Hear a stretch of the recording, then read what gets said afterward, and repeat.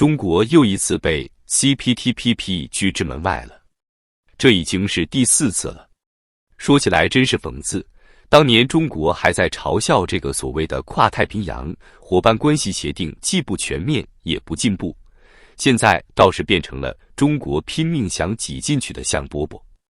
不过更有意思的是，前几天刚刚加入 CPTPP 的不是什么亚太国家，而是远在万里之外的英国。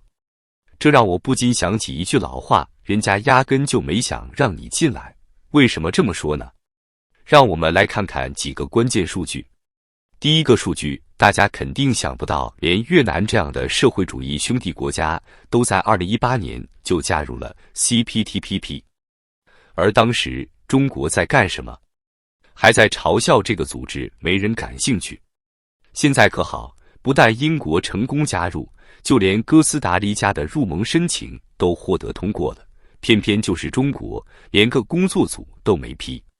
再来看第二个更让人无语的数据，自从2021年9月16日正式申请加入以来，中国前前后后递交了多少份文件，开了多少次会议。商务部的发言人都换了好几波了，从毛发言人到何亚东再到何永乾，说的都是同一句话，我们正在深入沟通，积极推进。结果呢，一点进展都没有。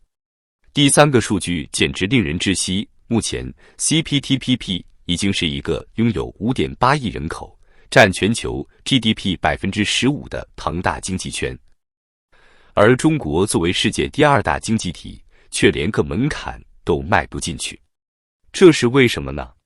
关键就在 CPTPP 的9大入场券，每一条都像是专门为了挡住中国量身定制。1工会必须独立，与政府脱钩；2国企不能享受任何补贴和税收优惠；3外资企业的服务器可以留在本国；4公务员财产必须向人民公开；5政治体制要稳定透明。光是看这几条，大家就明白了吧？这简直就是在说，除非你把整个体制都推倒重来，否则别想进来。最近中国为了表现诚意，可谓是大出血，对日本单方面免签，移除钓鱼岛附近浮标，准备恢复日本海产品进口，但人家根本不买账。日本前首相岸田文雄直接说，中国达不到加入 CPTPP 的标准。这让我想起一个笑话，有人问中国为什么这么急着加入 CPTPP， 答案很简单，因为 WTO 已经死了。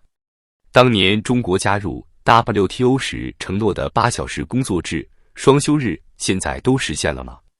现在好了，大家都不玩 WTO 了，另起炉灶搞了个 CPTPP， 把中国彻底排除在外。外贸突遇黑天鹅，中国最后的救命稻草也断了。说实话，看着这几年的外贸数据，真是让人揪心。还记得2004年的时候，出口占中国 GDP 的比重高达 30%， 那时候谁不说中国是世界工厂？结果到了2023年，这个数字直接跌到了 19%。这一跌可不得了，几乎所有出口渠道都开始出问题了。先说最吓人的消息，美国要取消中国的最惠国待遇了。美国国会下属的美中经济与安全审查委员会在11月19日拍了桌子，说必须取消中国的永久正常贸易关系。这是什么概念？我给大家算个账。目前美国对最惠国的平均关税是 2.2%， 但对非最惠国可是高达 42%。再加上原来的301条款 20% 关税，以后中国产品进美国，税率直接飙到 60% 以上。这下好了，等于直接给中国外贸判了死刑。可能有人说，那我们绕道走不就行了？比如通过香港、墨西哥这些地方出口。抱歉，这些路子也都被堵死了。欧盟议会11月28日以压倒性票数473票赞成、23票反对、98票弃权通过决议，要求取消香港的特殊关税待遇。大家知道香港每年帮中国转口多少货物到欧盟吗？光是2023年就有252亿欧元。就这么一个决议，等于给中国每年5000多亿美元的欧盟出口堵死了一条主动脉。再说说墨西哥这条路。11月29日，墨西哥突然出动200多名警察和海军陆战队，一举端了号称小义乌的中国商贸城，查封了26.2万件商品。为什么这么做？因为美国当选总统川普放话说要对墨西哥产品征收25%关税，吓得墨西哥赶紧表态，坚决不允许中国商品借道。数据告诉我们，2023年中国对墨西哥的出口额高达815亿美元。现在这条路也要断了，这些货往哪儿走？就连最讲兄弟情的俄罗斯，现在都开始捅刀子了。最近俄罗斯突然宣布对中国家具滑轨征收55.65%的关税，而对欧洲同类产品才加征10%。这叫什么？这叫卸磨杀驴。有意思的是，就在中国外贸渠道被卡得喘不过气的时候，其他国家反而越来越好。越南2023年的出口额增长了15%，印度更是增长了20%。连柬埔寨这样的小国，今年对美出口都增长了10%以上。为什么会这样？因为这些年中国把朋友圈越做越小了，一边跟美国打贸易战，一边又得罪欧盟，日本也不待见，连东南亚邻居都敬而远之。现在可好，投资撤离，消费疲软，外贸这根最后的稻草也要断了。明年的经济数据恐怕真要创造历史新低了。空前让步也换不来入场券，中国扣关 CPTPP 的尴尬困境。最近中国为了加入 CPTPP， 那真是豁出去了。先是对日本单方面免签，接着对澳大利亚也放开了签证限制，从半个月延长到1个月。你说这不是诚意是什么？结果呢？人家根本不买账。让我们来看看这些年的磕头时间线。2021年9月16日，中国正式递交申请，雄心勃勃地想加入 CPTPP。当时商务部信心满满，说要全面对接国际高标准经贸规则。2023年3月，毛发言人出来说话了，结果就一句我们在积极推进。2024年3月，换了何亚东当发言人，说我们已经做好准备了。2024年11月，又换何永乾出来说话，还是那句正在深入沟通。这些年，为了表现诚意，中国的让步可以说是史无前例。第一个大让步，同意开放敏感的出版物印刷行业，这可是关系到意识形态的大事，以前想都不敢想。第二个让步，取消银行保险机构的外资持股限制。现在外资可以100%控股中国的银行和保险公司了，这在10年前简直是天方夜谭。第三个让步，同意开放电信、互联网和文化领域。前2天两办还专门为此发了文件。第四个让步，同意外商独资医院。这意味着医疗这块敏感领域也要对外资开放了。但是这些让步换来了什么？12月4号 ，CPTPP 在温哥华开会，同意成立工作组审议哥斯达黎加的申请。这个中美洲小国申请才2年就有戏了，而中国已经等了4年，连个影子都见不着。更尴尬的是，连台湾都跟着一起申请加入了。按照 CPTPP 的标准来看，台湾几乎是条条达标。工会独立有，政府透明有，市场经济更有，反而是中国这些最基本的条件一个都达不到。有趣的是，中国现在对 CPTPP 的态度完全变了。2017年川普推出 TPP 时，中国的专家还在说这个组织既不全面也不进步，现在倒好，天天趴在人家门口求着进去。最搞笑的是山东一个博主的建议，用“一带一路”取代 CPTPP， 这不是笑话吗？一带一路连个统一的贸易规则都没有，拿什么取代人家？再说了，现在一带一路沿线国家哪个不是问题一堆？斯里兰卡破产了，巴基斯坦天天还不起债，这样的朋友圈能救中国外贸？更糟糕的是，即使中国做出这么多让步， CPTPP 的成员国对中国的不信任度反而越来越高。为什么？因为大家都记得当年加入 WTO 时的承诺，8小时工作制、双休、市场开放，这些承诺兑现了多少？人家现在学聪明了，不玩承诺制了，改玩达标制，就是防着有人玩挂羊头卖狗肉的把戏。拒绝的背后，中国加入 CPTPP 的9道天堑。为什么 CPTPP 对中国如此苛刻？说白了，就是不相信中国能真正按市场规则玩游戏。我们来看看那些所谓的排除条款究竟有多难达到。第一个绊脚石，工会必须独立。这意味着什么？意味着工会要真正代表工人利益，而不是挂个牌子走走过场。越南为了加入 CPTPP， 修改了一大堆劳工法。人家现在工人可以自己成立工会，自己选举工会主席。再看看中国呢？工会主席是谁任命的？大家心知肚明。第二个坎，国企不能享受任何补贴和税收优惠。这条直接打到了7寸上。就拿最近闹得沸沸扬扬的新能源汽车来说，背后哪个没有国企股东？比亚迪、上汽、长安，哪个不是享受着政府补贴？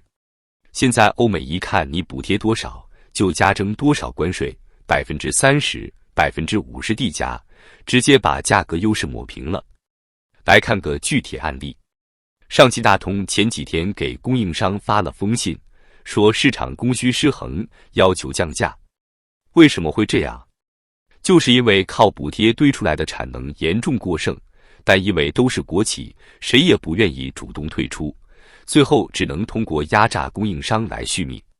这种扭曲市场的做法，在 CPTPP 里是绝对不允许的。第三道坎更要命，外资企业的服务器必须允许留在本国，这简直是捅到了国家安全的痛处。现在中国要求所有外企的数据都必须存在境内，结果人家 CPTPP 说不行，数据必须能自由流动。这两个要求就跟水火一样，根本没法调和。第四个难题，公务员财产必须向人民公开。这条恐怕比让公务员上贴还难。且不说那些明显的问题，就说个小例子，现在连房住不炒都成了笑话，房地产市场完全失控，背后多少是权力寻租的结果。如果真要公开财产，怕是要掀翻天。再来看第五个，政治体制必须稳定透明。这个就更有意思了。2023年的数据显示，中国的政府债务已经超过 GDP 的100%，地方政府的隐性债务谁也说不清有多少，有分析说可能超过90万亿。这种情况下，你让人家相信你的体制透明稳定。最致命的是第6条，不允许强制技术转让。这几年 TikTok 被各国围堵，说白了就是担心数据安全问题。华为、大疆被美国制裁，背后也都是这个原因。现在 CPTPP 明确规定，不能强制要求外企转让技术，这不是等于断了中国换市场要技术的路子吗？第7条天堑，必须具备长远的市场潜力值。表面上看，中国14亿人口的大市场应该没问题，但是看看这些数据，人口首次负增长，老龄化速度全球第1，适龄劳动力持续下降，养老金收支缺口扩大，这样的人口结构让 CPTPP 成员国对中国市场的长期前景产生了严重怀疑。第8道天堑，必须保障良好的劳工生活工作权益。这一条真是扎心了。996工作制、大小周、超时加班，这些词都成了中国特色。统计显示2023年平均周工作时间达到48.8小时，科技行业加班现象普遍，带薪休假落实率不到60%，劳动争议案件连年增长。这种情况下，怎么可能达到 CPTPP 的劳工标准？第9道天堑，所有现有会员国必须一致同意，这可能是最难的一关。就算我们真的完成了前面8条改革，只要有一个国家投反对票，就前功尽弃。现在的情况是，日本公开表态反对，澳大利亚持怀疑态度，加拿大态度暧昧，其他成员国也各有顾虑。看看邻居越南是怎么做的。2018年加入 CPTPP 后，人家是实打实的修改了劳动法、企业法，甚至连宪法都改了。结果怎么样？这2年越南 GDP 增长率稳定在6%至7%，外商直接投资增长了15%，三星、苹果、戴尔都在往那边搬。有意思的是，前2天日本经济学家出了篇文章，说中国现在像极了1990年代的日本，产能过剩，房地产泡沫，人口老龄化，债务高企。人家日本用了20年才勉强从泡沫经济里爬出来，中国现在的问题比他们那时候只多不少，没有经济体制的彻底改革，光靠几个开放措施，怎么可能打动 CPTPP 的成员国？让我们再深入看看这些数据背后的故事。2023年，中国国企的总资产已经突破300万亿，占 GDP 将近250%。但利润率呢？平均只有3.2%，远低于民企的8.5%。这说明什么？说明大量的补贴都砸在了效率低下的僵尸企业身上。再拿新能源汽车来说，数据更吓人。2023年，中国新能源车产能已经达到3000万辆，但全年销量只有900万辆，产能利用率只有30%。过剩的产能去哪了？只能靠补贴出口。欧盟已经对此展开反补贴调查，初步认定补贴金额高达每辆4万欧元。你补贴这么多，人家凭什么让你加入 CPTPP？ 服务业开放的情况更糟。2023年，中国服务业占 GDP 的比重是54%，而 CPTPP 成员国的平均水平是68%，日本是70%，澳大利亚更是高达75%。为什么差这么多？因为中国的金融、医疗、教育等核心服务业都不对外开放。现在说要开放，连个时间表都不敢给，谁信你？看看 CPTPP 其他申请国的表现。英国从申请到入会只用了22个月，哥斯达黎加24个月就获准成立工作组，韩国提交申请时就完成了95%的达标项目，台湾所有经济指标基本符合要求。反观中国，自2021年申请以来，服务业开放承诺零项实质性进展，国企改革方案连个时间表都没有，数据跨境流动监管反而更严了，劳工权益保护还在原地踏步。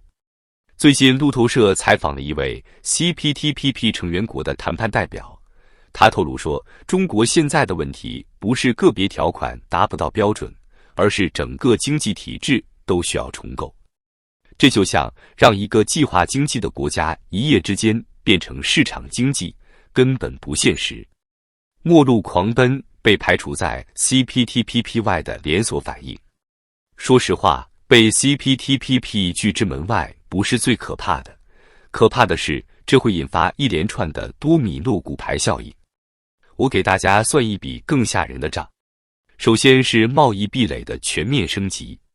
现在 CPTPP 成员国之间98%的商品都免关税，而中国被排除在外，意味着什么？拿日本市场来说， CPTPP 成员国出口到日本零关税，中国出口到日本平均15%关税，高科技产品最高25%关税，农产品最高40%关税。光这一项就足以让中国商品在日本市场彻底失去竞争力。不光是日本，整个 CPTPP 市场都会这样。算下来，中国每年要多付的关税成本超过2000亿美元。更糟糕的是供应链重组。CPTPP 成员国之间正在形成新的供应链体系，汽车零部件从中国转向越南、墨西哥，电子产品向马来西亚、新加坡转移，纺织品转向越南、柬埔寨，农产品转向新西兰、澳大利亚。这不是危言耸听，看看最新数据。2023年，苹果在越南的产值增长了85%，三星在越南的投资增加了40%，特斯拉正在考虑在印度建厂，英特尔在马来西亚新增投资50亿美元。而中国呢？外商直接投资同比下降34%，制造业订单连续15个月下滑，出口订单指数持续在荣枯线以下。工业企业利润同比下降7.8%。第三个灾难是人民币国际化的梦想破灭。CPTPP 成员国正在推动本币结算，日元、澳元的使用比例不断上升。人民币在国际支付中的占比呢？从2020年的3.2%跌到了现在的2.1%。这意味着中国想做的数字人民币国际化，可能永远都是镜中花，水中月了。更要命的是失业问题。据专家估算，如果出口继续萎缩，2024年可能有500万外贸相关就业岗位消失，沿海省份失业率可能突破10%，大学生就业率可能降到80%以下，制造业就业人数可能减少800万。现在中国已经看到预警信号。广东某外贸区厂房空置率40%，浙江义乌小商品订单减少50%，江苏昆山外资企业注销数量同比增长60%，深圳写字楼空置率创历史新高。更让人揪心的是，这一切正在形成恶性循环：外贸萎缩，就业减少，就业减少，消费下滑。消费下滑，企业利润降低，利润降低，更多失业，更多失业，经济进一步下滑。有专家预测，如果这种趋势持续下去，2024年中国经济增速可能跌破4%，甚至更低。到那时，就不光是外贸的问题了，而是整个经济体系都可能面临崩溃的风险。最后的抉择，中国还有出路吗？面对这么多的困境，很多人开始焦虑，中国是不是真的要回到1978年了？说实话，情况可能比1978年还要严峻。为什么这么说？1978年，中国虽然穷，但是人口红利充足，土地资源丰富，环境成本低廉，国际环境相对友好，全球化正在兴起。可现在呢？人口负增长，土地成本高企，环保压力巨大，国际关系紧张，全球化在倒退。但我觉得真正的问题不在这些客观条件，而在于中国的思维方式。现在的应对策略，说白了就是在玩文字游戏。先看商务部的说法，说我们正在积极推进深入沟通、全面对接。这些话听起来冠冕堂皇，但实际上什么也没说。一边是央企的改革，搞了个改革3年行动，结果呢？国企数量不降反增，行政垄断更严重了，民企反而被挤压，市场化程度更低了。一边是开放承诺，说要扩大金融开放，保护知识产权，提高市场准入，加强数据流动，但每条都有但书，在确保安全的前提下，根据国情逐步推进，按照既定节奏，遵循发展规律。这种自欺欺人的做法能骗得了谁？ CPTPP 的成员国都不是傻子，你看看人家越南，说改革就改革，说开放就开放，说修法就修法，雷厉风行，说到做到。最近有个很讽刺的现象，中国一边在求着加入 CPTPP， 一边又在搞“一带一路”，结果两头都不讨好。CPTPP 嫌中国不够市场化，“一带一路”沿线国家又嫌中国太强势。说到底，问题出在哪里？我觉得有3个根本性问题需要解决。第一，必须真正推进市场化改革，打破行政垄断，真正保护私有产权，让市场真正起决定性作用，停止过度的政府干预。第二，必须改变对外开放的思维模式，不能只想占便宜，不能总想以市场换技术，不能动不动就搞限制措施，要学会遵守国际规则。第三，最重要的是要改变政府的角色，从全能政府变成服务型政府，从管制者变成规则制定者，从直接参与者变成市场监管者，从计划经济思维转向市场经济思维。有人说这些改革太难了，会伤筋动骨。可如果不改，等待中国的将是更大的危机。你看看现在的数据，地方债务风险加剧，房地产持续低迷，年轻人失业率居高不下，外资加速撤离。这些问题靠喊几句口号，出台几个文件就能解决吗？最后说句实在话， CPTPP 不是目的，它只是一面镜子，照出了中国改革开放进程中的短板和不足。如果连这些基本的市场经济规则都接受不了，还谈什么高质量发展？还谈什么现代化强国？2025年可能是中国经济的重要转折点，要么痛下决心进行真正的改革，要么就会陷入更深的危机。这个选择真的不能再等了。